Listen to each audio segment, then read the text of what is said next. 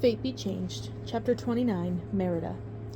Merida was aware of the hostile stares following her as she carried the tray of hot tea and oatcakes down the corridor toward Eleanor's room. She was not sure what the princess had been thinking about this latest move, but the minuscule amount of acceptance Merida had earned from the staff had been lost with the promotion. No one thought she deserved it, well, except for Sorcha. She was the only person in the kitchens who would even speak to Merida when she went to get Eleanor's tea. As for the other servants throughout the household, they too apparently thought it was unfair that someone who had worked in the castle for only a few days would be elevated to the princess's maid.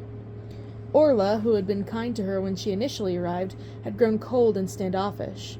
When Merida mentioned it to Sorcha, the girl told her it was likely because Orla's second daughter, Bridget, had been next in line to work as the princess's personal maid. Merida had usurped her position. Eleanor seemed oblivious to the chaos her decision had caused among the castle staff. Her focus was on the deal she and Merida had made and on working with Fergus to ferret out the threat. They were to retreat to the woods after the princess's lute lessons for an afternoon of fishing and hunting practice, then meet up with Fergus so that they could figure out the next part of their plan. Merida arrived at the princess's bedchamber and, using her elbow and shoulder to push the door open, backed her into the room. "I am sorry for taking so long. I hope your tea isn't as cold as one of the attitudes in the kitchens," Merida said as she entered the room. She turned to find Eleanor staring at her with a panicked expression. Standing next to her was Queen Katerina.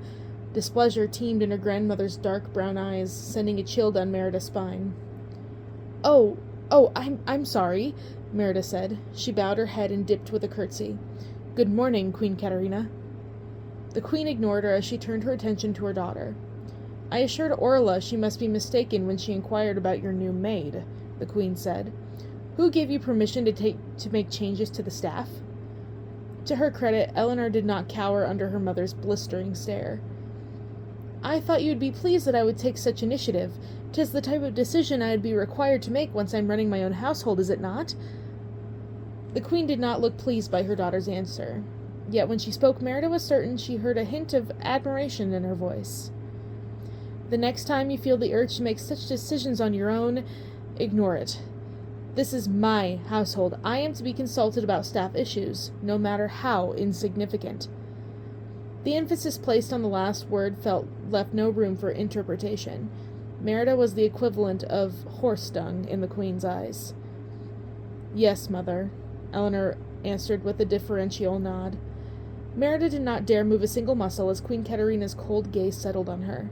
The weight of the tray she held multiplied with each second that passed, but she maintained her control. Several excruciating minutes ticked by before the queen lifted her nose in the air and walked past her without saying a word.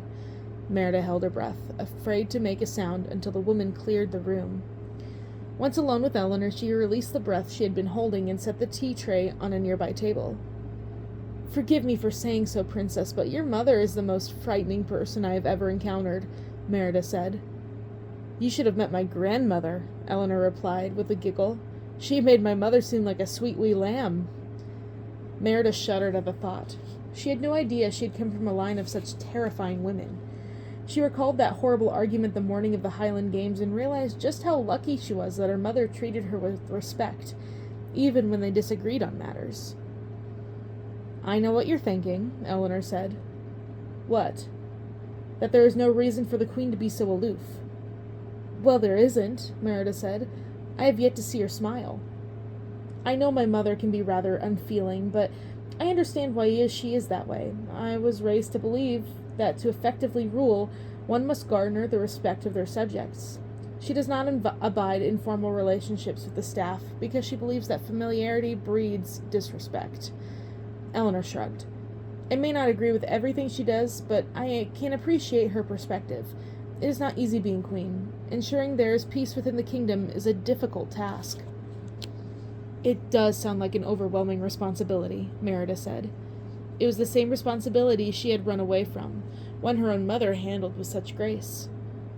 "But just imagine the satisfaction one feels when their kingdom thrives," Eleanor said. She leaned over and whispered to Merida. "Personally, I would rule differently. I believe one can get their subjects to respect them while still being open and inviting." Merida nodded. "Yes, it can be done. I've seen it."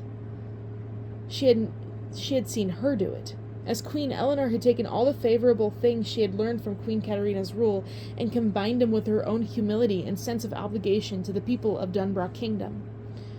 Now, for the first time, Merida thought that if she had met her mother under different circumstances, they likely would have been friends.